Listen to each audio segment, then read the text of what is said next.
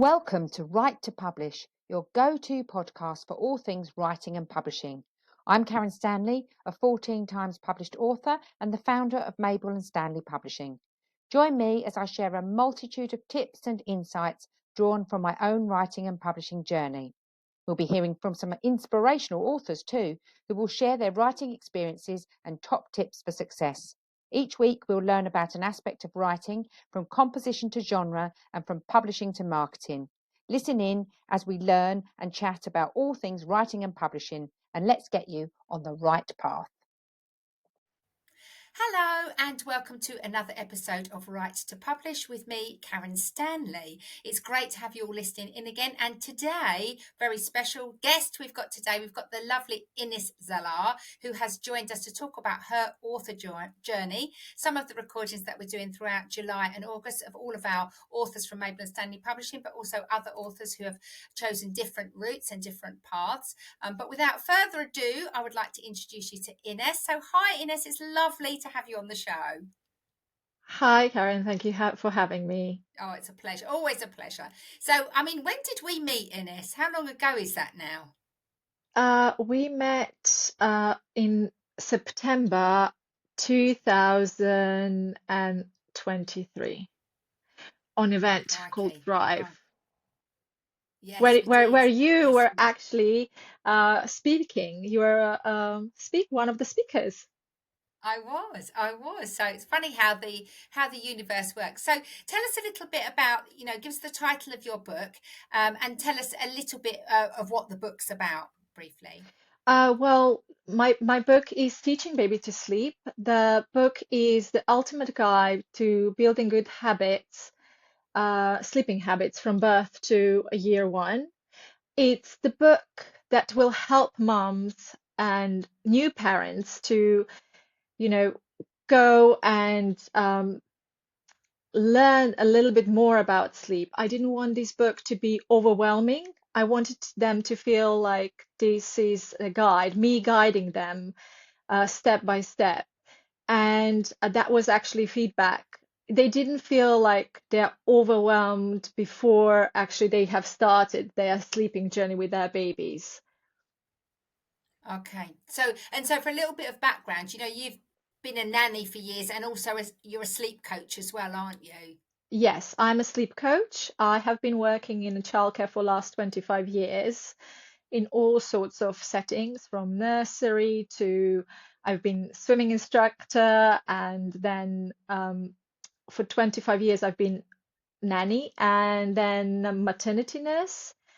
And while I was maternity nurse, then I have suffered from actually sleep deprivation, and then I decided to dive a little bit deeper into sleep science, and here I am now.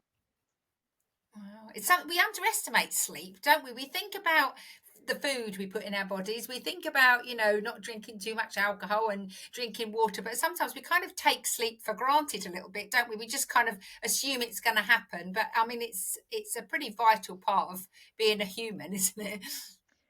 It is. And also nowadays, we don't sleep like we used to with all these, blue lights and lights everywhere.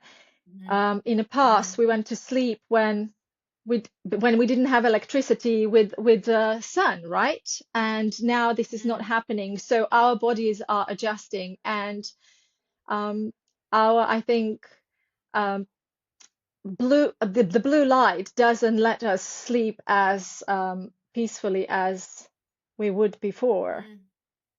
Yeah, I know, and we all feel a bit rubbish if we haven't had a good night's sleep. So, obviously, your inspiration for the book was based on what people had told you that they needed, and obviously your book, you wrote this to sort of help promote your business and position yourself as a bit of an expert in the field and sort of share your expertise. But was the inspiration from what people had asked you, or was it something? How were you inspired to write your book? I was inspired by you, Karen. There was, that's nice. When we first met, you were a speaker there, and there was one sentence that you said that actually inspired me, and I thought that's what I'm going to do next. You said that everyone is writing a book at the end of the career. What if the book is to be written at the beginning of career, and then it will give a ripple effect? And that's what it did for me. Mm. Oh, Thank wonderful. you. That's good. At least my advice worked. Phew, that's lucky. I'm very pleased about that. So we obviously worked together, didn't we? On my business book mentoring program, and we wrote the book sort of together with hopefully with some guidance from me. So what would you say? How did you find the process of writing a book? I mean, I presume. Well, I know that you hadn't written a book before. So how did you find that whole process? Um, I thought that everything was overwhelming to start with, but then after your Mm, course, it was just so much clearer what I have to do, because I didn't know where to start to begin mm, with. And you actually sliced that cake into little pieces, and it was easier for me to kind of navigate what is the next step. mm, The mm, most difficult part for me was me writing few chapters, rereading them, not being happy about it, and then rewriting them. So until you told me to stop, to mm. just write the book, and then we're gonna go back and sort it out. But that was that loop that I was in and out, in and out, and I couldn't get out. I was on chapter 10, and you said, no, you have to stop. Oh, bless you. It's really easy though, isn't it?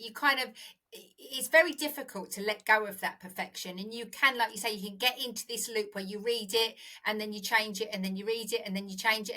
And you've changed it that many times, you get into this sort of downward spiral. And then you can sort of get in your own way, can't you? That's the thing, really. You have to kind of trust the process, get it all out. And then, we'll talk about editing in a moment. So, and I do think for you and lots of people that I work with, it's the confidence, it's the self-doubt, it's the not knowing where to start. And like you say, looking at the book like this whole enormous mountain that you've got to climb in one go, but it's not like that, is it?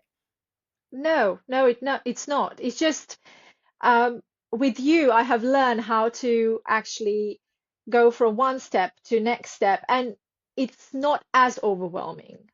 No. But also for me, it was the doubt.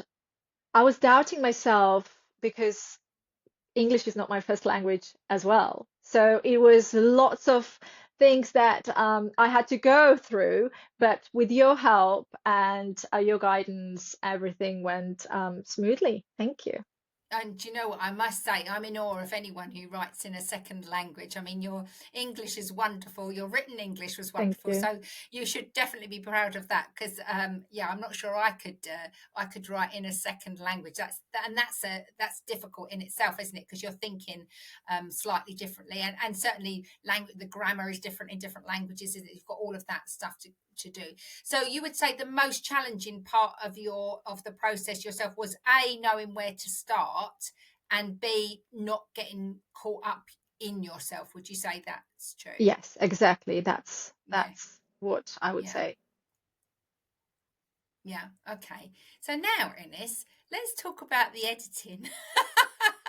I have worked with lots of people who come to me and they've written their book, and then when we go through the editing process, they're a bit like, "Gosh, this is taking a long time," and there's a lot of to and fro. But I do remember a couple of calls. How many post-its do you think you used? How many post-its were lost in the process of your editing? Would you say? I don't know. I mean, the book was double. I think on every single single page, I have a note what I wanted to change. But I am kind of, well, I am perfectionist. So poor Yeah. you. When when I showed you, I thought, oh, poor Karen. But you were amazing. We sat down, and I don't know Oh, for how many hours. yeah. But yeah, and Good. went through, and you were so patient and so supportive. And then, I I would find something else that I would change, but it that's the thing. You need to know when to stop as well, because I think that you are never 100% happy with it. Mm, It's like, I mm, think artists with their paintings as well. You just you can always find some, you would add something or you would take out something. But yeah, I'm yeah. happy how the book is. Yeah. Yeah. Oh, it looks great. Yeah, and that's true. I mean, the editing process is, for anyone sort of out there, going through the edits, it's a long process and it's lots of back and forth, back and forth. You can read a book 100 times and you'll still find something. It reminds me very much when I got married, my friend helped me to do my hair and I'd done my makeup and I'd done my hair. She said, right, look in the mirror. So I looked in the mirror. She said, are you happy? I said, yeah, I think I look all right. She went, right, don't look anymore. Because she said, you'll find something and then you'll start. And do you know what? That was brilliant advice because it is like that. The more you look, the more you're searching for that, suddenly thinking, oh, crikey, I've got a grey hair or I've got something's going on.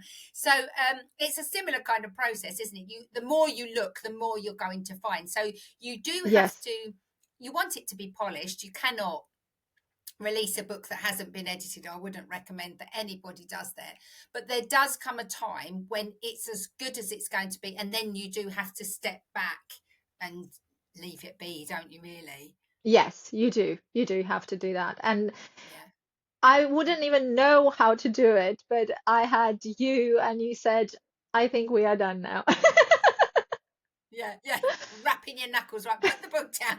Move away from the book. You're not allowed to look at it anymore.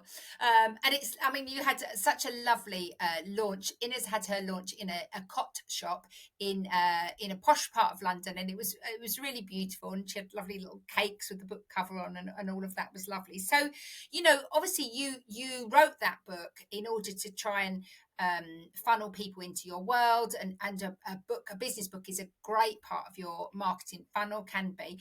And I think you said to me afterwards, which really made me feel so happy inside. You said, honestly, my phone hasn't stopped ringing and I'm not quite sure what I've done. So tell us a little bit about what the book's done for you, as the tool that you hoped it would be. Well, the book has opened so many doors. So, what I have never actually dreamed of or thought I would do, now I'm doing it. I am now resident in the Notting Hill clinic where I'm giving one-to-one sessions, which is amazing. Yeah. Then I have now some workshops once a month in parts of London. And yes, actually, I would never ever thought that that would happen. I thought I'm going to sell the book, I'm going to sell my one-to-one, but it's just opened different opportunities and collaborations with people with hampers. And, my book is part of some hampers, which is amazing. Mm. Yeah, so it went out there and it did its magic in like such a beautiful way. So I'm very happy. Thank you. Oh, that's amazing. It does, there's still, because it's such a and like you said, it's not an easy process. It takes a long time to write a book, and there's a lot of soul searching, and there's a lot of, troughs and peaks, and there's the editing and all of the stuff. And in the meantime, you've got to do life as well. So it's not an easy process, and rightly so. People still really value it. There is a lot of respect for someone who's written a book, and it does raise your kudos and visibility, because it isn't, I think it's like less than 1% of the population. About 80% of the population say they'd like to write a book, and less than 1% actually do. So that's why it's still considered to be quite an achievement.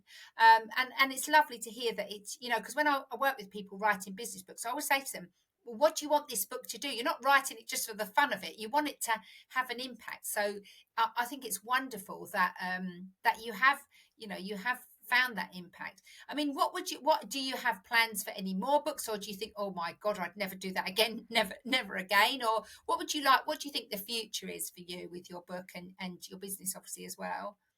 Well, I'm not saying never for the book, never say never.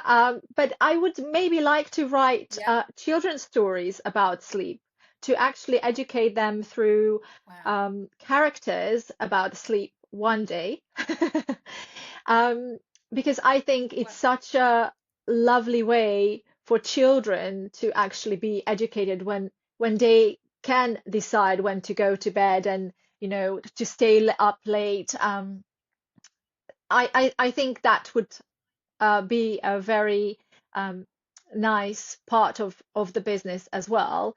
And mm, the other things that I am working on now are the courses, online courses, because there is one-to-one, you can't, there is too much demand. You can't, I'm sure you know how that feels. There is only there's one only you, one of right? you. Yeah. Yeah. Um, so I'm working on the courses as well, and I would love to go to nurseries and talk about sleep, safe sleep, and but we'll see if that what future brings.